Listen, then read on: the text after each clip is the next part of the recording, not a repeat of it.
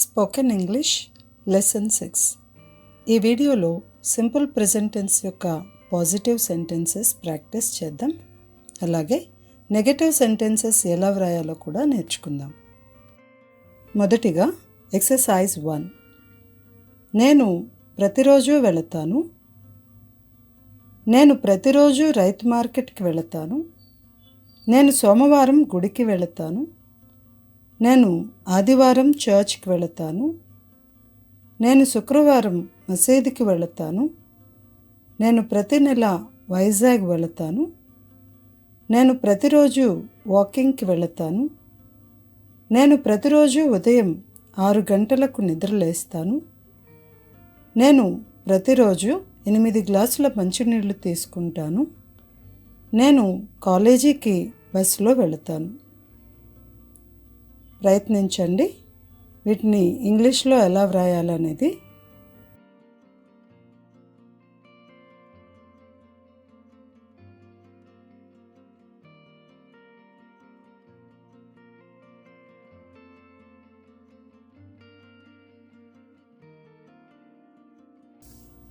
Answers చూద్దాము. First one, నేను ప్రతిరోజు వెళతాను. ఐ గో ఎవ్రీడే లేదా I go daily. Second one, నేను ప్రతిరోజు రైతు మార్కెట్కి వెళతాను. ఐ గో టు రైతు మార్కెట్ ఎవ్రీడే. థర్డ్ వన్, నేను సోమవారం గుడికి వెళతాను. I go to temple on Monday.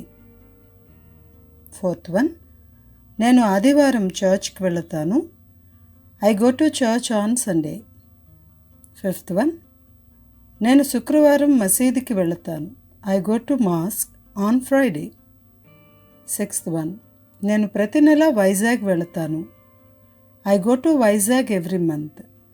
ఇక్కడ I go Vizag every month అని కూడా అనొచ్చు. అంటే టు అనేది ఉండకపోయినా అర్థం మారదు. సెవెంత్ వన్, నేను కాలేజీకి బస్సులో వెళతాను. I go to college by bus. Eighth one, నేను ప్రతిరోజు వాకింగ్కి వెళతాను. I go for a walk everyday. గుర్తుపెట్టుకోండి, ఇప్పటి వరకు కి కు అని వచ్చిన ప్రతి చోట టు వచ్చింది. కానీ వాకింగ్కి అన్న చోట మాత్రం ఫర్ ఏ వాక్ అన్నాం. ఎందుకంటే ఇప్పుడు చెప్పిన ప్రతివి డెస్టినేషన్స్ ఉన్నాయి. గమ్యస్థానం అనేది కనిపిస్తుంది. ఇక్కడ వాకింగ్ అనేది ఏంటి, అది ఒక ప్లేస్ కాదు కదా, మనం నడిచేది. అందుచేత ఇక్కడ టు రాదు. ఫర్ ఏ వాక్ అని చెప్పి అంటున్నాం. I go for a walk everyday. Ninth one, నేను ఉదయం 6 గంటలకు నిద్రలేస్తాను. ఐ వేకప్ ఎట్ 6 AM లేదా I get up at 6 AM. Last one, నేను ప్రతిరోజు 8 గ్లాసుల మంచినీళ్ళు తీసుకుంటాను. I take 8 glasses of water everyday. Next exercise 2. First one, నాకు ఇంగ్లీష్ తెలుసు, నేను ఇంగ్లీష్ మాట్లాడతాను. సెకండ్, నాకు ఐస్ క్రీమ్ ఇష్టం. థర్డ్, నేను చెస్ ఆడుతాను. ఫోర్త్, నేను ప్రతిరోజు గంటసేపు వ్యాయామం చేస్తాను. ఫిఫ్త్ వన్, నాకు స్వీట్స్ ఇష్టం. సిక్స్త్, నాకు సంగీతం ఇష్టం. సెవెన్, నేను అప్పుడప్పుడు అక్కడికి వెళతాను. ఎయిత్ వన్, నేను తరచుగా ఇక్కడికి వస్తాను. నైన్త్ వన్, నేను కాకినాడలో నివసిస్తున్నాను. 10th వన్, నేను న్యూస్ పేపర్ చదువుతాను. వీటికి ఇంగ్లీష్లో ఎలా రాయాలి అనేది ప్రయత్నం చేయండి.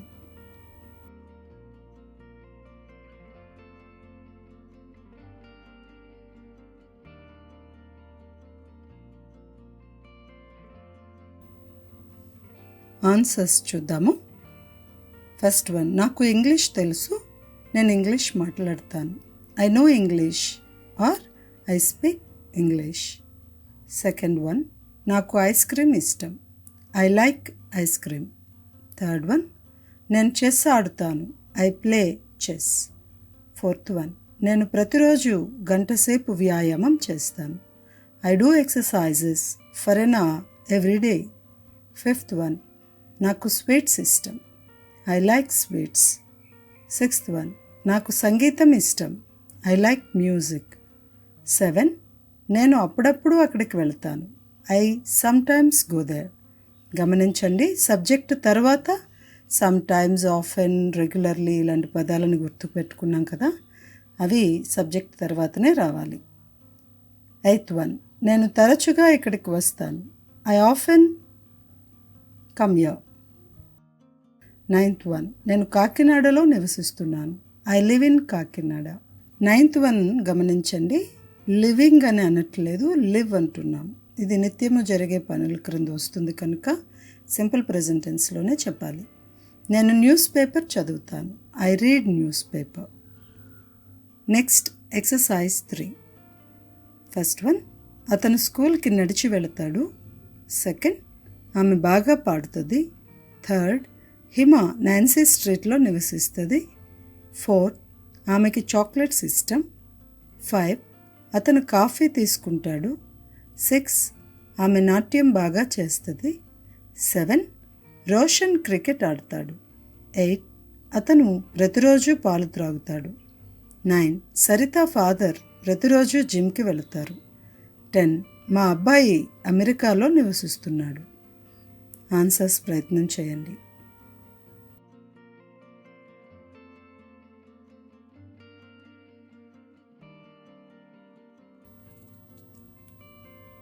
ఆన్సర్స్ చూద్దాం. ఫస్ట్ వన్, అతను స్కూల్కి నడిచి వెళతాడు. He goes to school by walk, లేదా he goes to school on foot. By walk అని అనాలి, లేదంటే ఆన్ ఫుట్ అనైనా వాడాలి. సెకండ్, ఆమె బాగా పాడుతుంది. She sings well. Third, Hima Nancy స్ట్రీట్లో నివసిస్తుంది. Hima lives in Nancy street. చెప్పుకున్నాం కదా, ఇవి నివసించుట అనేది ఇప్పుడు సింపుల్ ప్రెజెంట్ టెన్స్లోనే ఉపయోగిస్తున్నాం. 4, ఆమెకి చాక్లెట్స్ ఇష్టం. She likes chocolates. 5, అతను కాఫీ తీసుకుంటాడు. He takes coffee. 6, ఆమె నాట్యం బాగా చేస్తుంది. She dances well. 7, Roshan cricket ఆడతాడు. Roshan plays cricket. 8, అతను ప్రతిరోజు పాలు త్రాగుతాడు. He takes milk everyday. గుర్తుపెట్టుకోండి, పాలు త్రాగుతాడు, భోజనం తింటాడు, ఇలా తింటా తాగుట ఇలాంటి పదాలను కూడా టేక్ అనే పదంని ఉపయోగిస్తాము. డ్రింక్, ఈట్కి బదులు టేక్ అని ఉపయోగించవచ్చు. 9, సరిత ఫాదర్ ప్రతిరోజు జిమ్కి వెళతారు. Sarita's father goes to gym everyday. Last one, మా అబ్బాయి అమెరికాలో నివసిస్తున్నాడు. My son lives in America. ఇక్కడ ఈ ఎక్సర్సైజ్ 3 థర్డ్ పర్సన్ సింగులర్ని చూస్తున్నాం. అందుచేత వర్బ్ ప్రక్కన ఎస్ రూలు వచ్చింది, గమనించండి. Next exercise 4. ఫస్ట్ వన్, మేము ప్రతి ఉదయం టెన్నిస్ ఆడుతాము. సెకండ్, ఇక్కడ సాధారణంగా ప్రతిరోజు వర్షం పడుతుంది. థర్డ్, మా అన్నయ్య కొన్నిసార్లు తాళాలు మర్చిపోతాడు. 4, విద్యార్థులు యూనిఫామ్ ధరిస్తారు. 5, మేము రోజుకి 2 మార్లు బ్రష్ చేస్తాము. 6, అనిత రోజుకి 2 మార్లు బ్రష్ చేస్తుంది. 7, అమ్మ ప్రతిరోజు వేకువనే నిద్రలేస్తుంది. 8, వారు నెమ్మదిగా నడుస్తారు. 9, మా లెక్కల టీచర్ బాగా బోధిస్తారు. 10, వారు ఎక్కువగా మాట్లాడతారు. Try answers.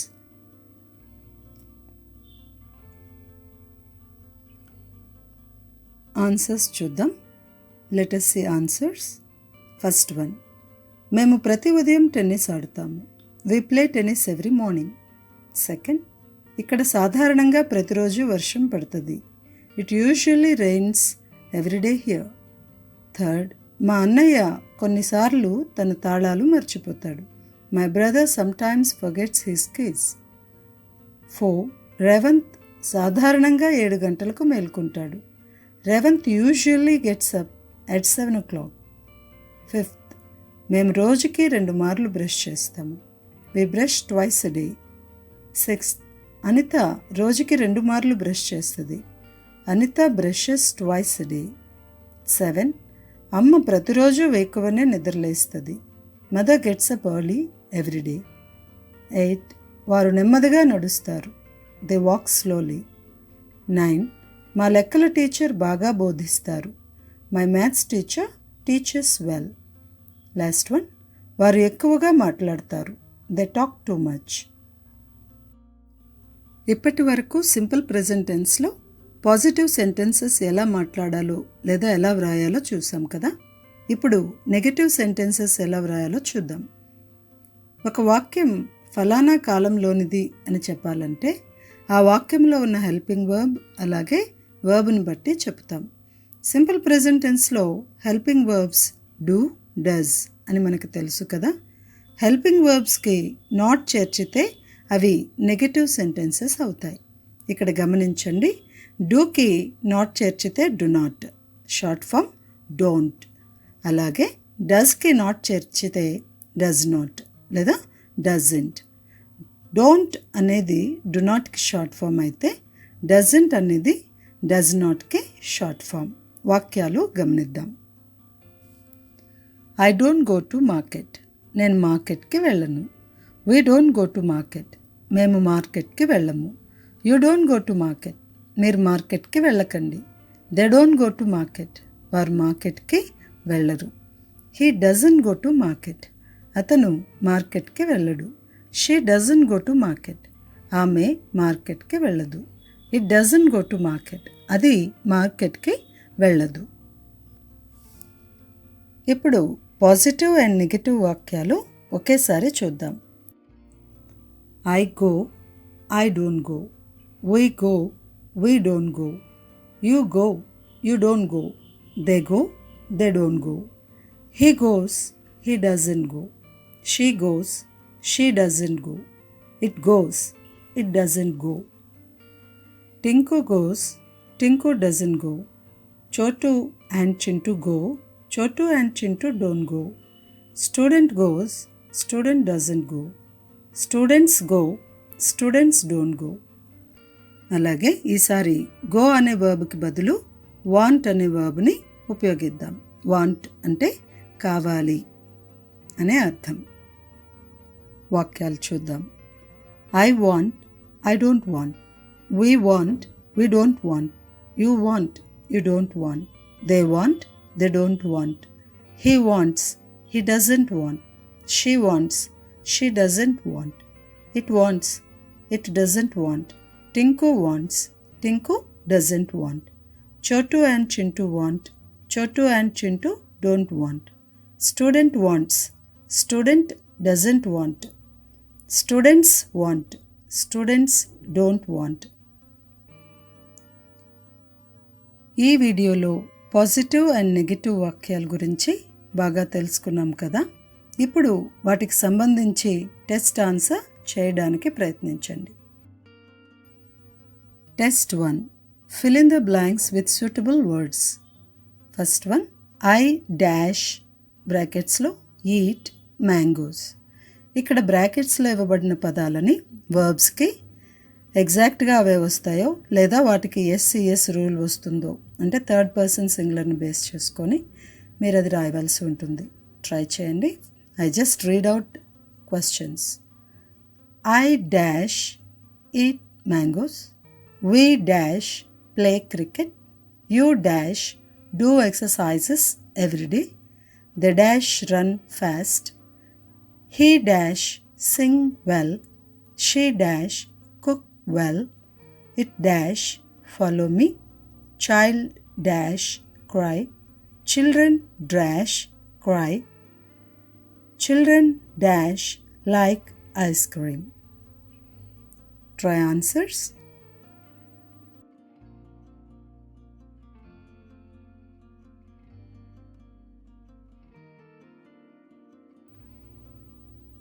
ఆన్సర్స్ చూద్దాం. First one, I eat mangoes. Second, we play cricket. Third, you do exercises every day. 4, they run fast. 5, he sings well. గమనించండి, హీ థర్డ్ పర్సన్ సింగులర్ కనుక సింగ్కి ఎస్ యాడ్ అయింది. 6, she cooks well. 7, it follows me. 8, child cries. గమనించండి, child singular కదా, third person singular కనుక అక్కడ verb ప్రక్కన SES rule ఉంది. ఇక్కడ క్రై కాబట్టి క్రైస్ అయింది. Children plural word. Okay, 9th one, children cry. 10th one, children like ice cream. Next, test 2. Fill in the blanks with suitable helping verbs don't, doesn't. First one, I dash eat mangoes. Second, we dash play cricket. Third, you dash do exercises every day. 4, they dash run fast. 5, he dash sing well. 6, she dash cook well. 7, it dash follow me. 8, child dash cry. 9, children dash cry. 10, children dash like ice cream. Try answers.